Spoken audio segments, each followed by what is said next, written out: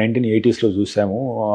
అంటే కుటుంబ నియంత్రణ అనేది ఒక ఉద్యమంలా చేశారు యాక్చువల్గా. సో జనాభాను తగ్గించాలి, అదే అభివృద్ధి, లేకపోతే మనుగడ లేదు అని చెప్పేసి. ఇప్పుడు జనాభాను పెంచాలి, లేకపోతే మనుగడ లేదు అనే పరిస్థితికి వచ్చింది. సో దీనికి గల కారణము అటు స్త్రీలలో ఇటు పురుషుల్లో కూడా మనకు ఇన్ఫెర్టిలిటీ సమస్యలు కనబడుతున్నాయి. సో ముఖ్యంగా నేటి పురుషుల్లో ఇన్ఫెర్టిలిటీకి గల కారణాలు ఏంటి? ఇన్ఫర్టిలిటీ అనే ప్రాబ్లము ఎక్కువ కనపడడానికి ఒక కారణం ఏంటంటే, చాలామంది అందరూ ఎడ్యుకేట్ అయ్యారు కాబట్టి ఈ ఇన్ఫర్టిలిటీకి ఏదో ఒక ఆప్షన్ సొల్యూషన్ ఉంటుందని చెప్పి వాళ్ళు ముందు బడి డాక్టర్స్ దగ్గరికి వచ్చి వాళ్ళ ప్రాబ్లం చెప్పుకొని పరీక్షలు చేయించుకుంటున్నారు. కాబట్టి మనకు ఈ ఇన్ఫర్టిలిటీ అనేది ఇప్పుడు బాగా ఎక్కువ పెరిగినట్లు కనపడుతుంది. సో ఇంతకుముందు వీళ్ళందరూ కూడా సైలెంట్ సఫరర్స్. ఇప్పుడు బికాజ్ ఫెసిలిటీస్ ఉన్నాయి, అందుకు అందరూ బయటకు వచ్చి టెస్టులు చేసుకోవటం వల్ల ఇన్ఫర్టిలిటీకి 50% మగవారిలో కారణం ఉంటే 50% ఆడవారిలో కారణం ఉంది. మగవారికి సంబంధించి ఎందుకు అంటే, ఈ సెమెన్ అనాలిసిస్లో స్పెర్మ్ కౌంట్ అనేది తగ్గుతూ వస్తూ ఉంది.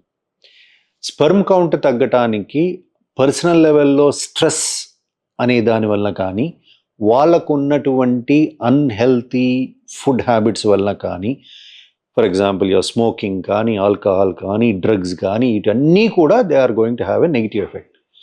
అండ్ మనం తీసుకునేది ఈ మధ్య కాలంలో ప్రతి ఒక్కటి పొల్యూటెడే.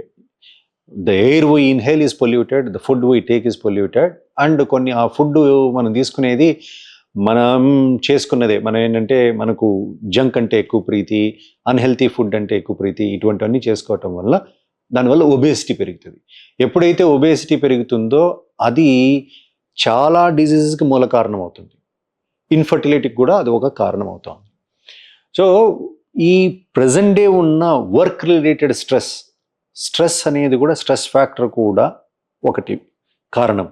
ఇంకోటి బయలాజికల్ రిథమ్ ఒకటి ఉంటుంది. బట్ ఈ మధ్య కాలంలో ఎక్కువ ఉద్యోగస్తుల్లో రాత్రిపూట అంతా పనిచేయటం, పగలు పడుకోవటం, ఆ సర్కేడియన్ రిథమ్ అంతా కూడా మారిపోయింది. ఇవన్నీ మార్పులతో మనం ఈరోజు ప్రజెంట్ డే సిచ్యువేషన్లో ఇన్ఫర్టిలిటీని అనేది ఒక పెద్ద సమస్యగా మారింది. మెడ్ప్లస్ లో అదే మెడిసిన్, అదే క్వాలిటీ, మార్కెటింగ్, డిస్ట్రిబ్యూషన్, ఇంకోటి అంటూ వీళ్ళకి అదనపు ఛార్జీలు ఉండవు. అందువల్లే 50 to 80% డిస్కౌంట్ లో మనకు అందిస్తున్నారు.